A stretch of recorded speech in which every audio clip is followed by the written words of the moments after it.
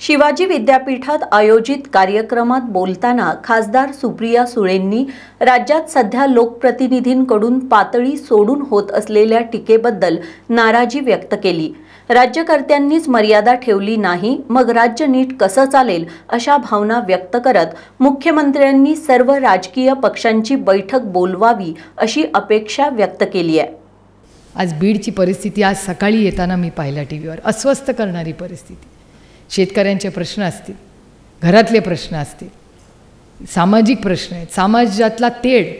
मी खरंच खूप प्रांजळपणे तुम्हाला सांगते की मला खरंच माहिती नव्हतं की काही कॉलम्समध्ये काय आपलं लिहायचं, माहिती नव्हतं। जसे मोठे झालो, समाजात फिरायला लागलो, तेव्हा या गोष्टी कळायला लागल्या, ज्या खरंच आज जे समाजात जो तेढ निर्माण झाला आहे।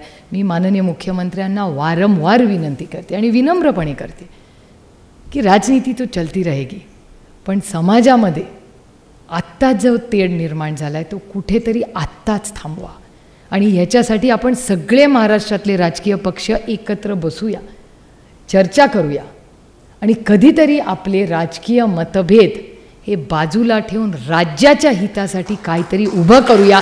ही ती वेळ आलेली की मी स्वतः महाविकास आघाडीची जबाबदारी घ्यायला तयार आहे।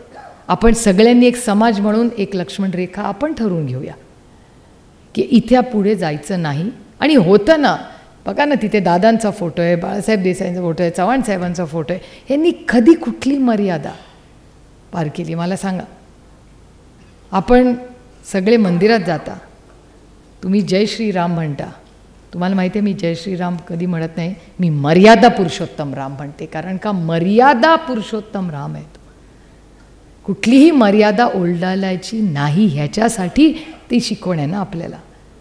मग तुम्ही स्वतः मर्यादा पुरुषोत्तम राम म्हणता, ते म्हणतच नाही, ते जय श्रीराम म्हणतात, आणि मर्यादा तुम्ही ठेवलीच नाही आहे। मग हा राज्य कसं पुढे चालणार? आणि सामाजिक परिवर्तनासाठी कधीतरी आपल्याला सगळ्यांना टोकाची भूमिका घेऊन कितीही विरोध झाला तरी चालेल, पण खरं या राज्यात कोणीतरी बोललं पाहिजे, पण त्याच्यासाठी तुम्हीही साथ दिली पाहिजे।